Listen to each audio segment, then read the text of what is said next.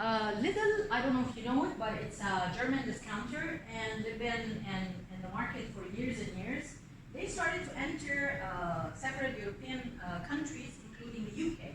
And they did enter that against big ones like Tesco, Asda, Sainsbury's, and Morrison's. So what happened is that after 20 years of being in the UK market, they only had a mere 3% share. And in that respect, they tried to see what's wrong. Why can't we grow more after so many years? For one, they are playing against 4 big players, and when they looked into the brand perception, they found 2 barriers. By default, because it's a discounter and low priced, then it's low quality. It's that type of rhetoric and narrative we have educated our shoppers about discounters. Nevertheless, actually, Lindt was not a bad discounter or bad quality by any chance. So it ended up in rating بتاعهم on vegetable, fruits, and meat and poultry was the lowest versus all others.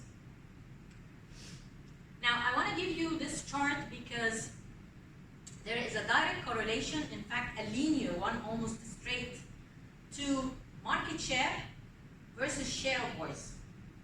So, in very simple words, you can get more market share if you're loud. Yeah, you have more share of voice. اللي هي SOV. Now, one term I want you to be aware of is something called ESOV, excessive share of voice. All the analysis in that media world tells you that as a small brand, you need to invest more. Because any type of communication for a big brand is a bang. It's a double multiplier.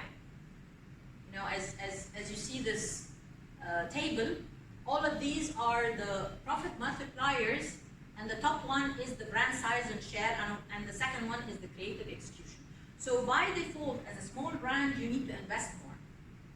So, as this is not really a no-brainer or rocket science, I would always calculate, this is my objective as a market share, so I need to at least double my share of voice, and the difference would be what we call excess share of voice. The other thing though, if you are a big brand, you need maintenance level, because over time, if you underspend, you're going to lose share. That's what all the equations have been telling us for years and years.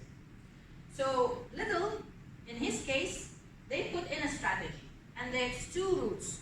One, we want to work on our creative. We want to come back with a campaign that tells people, no, we are not cheap, low quality. And the other one, they want to commit in 5 years' time to generate significant excess share of voice.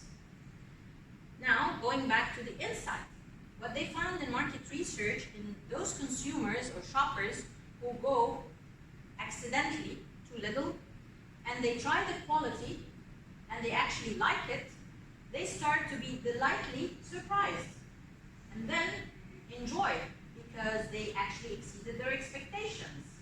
And then they become loyal customers. So the idea of the creative campaign was around these little surprises that happens to you when you try the quality at Little grocery or discounter or store. And the next objective was the media one, as we said, over 5 years. And this is the campaign.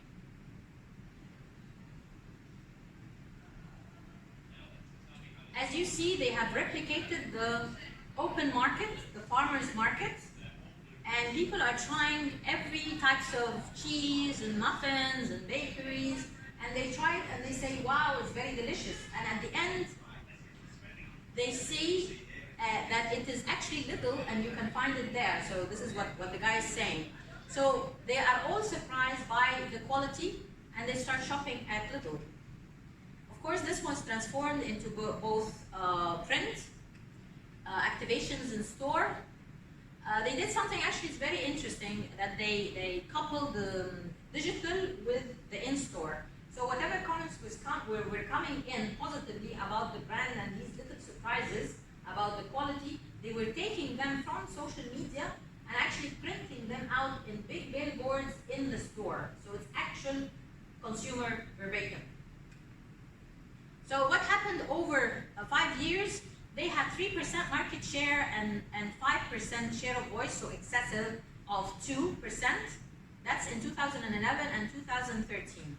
By the time it was 5 years later, they were at 5% and 16% excessive share of voice. So it's really huge, yeah.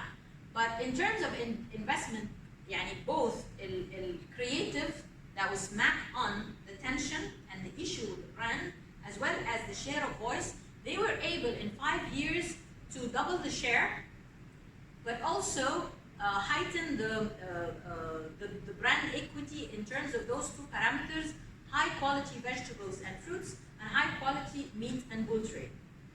Between 2014 and 2017, advertising accounted for 2 billion British pound incremental sales.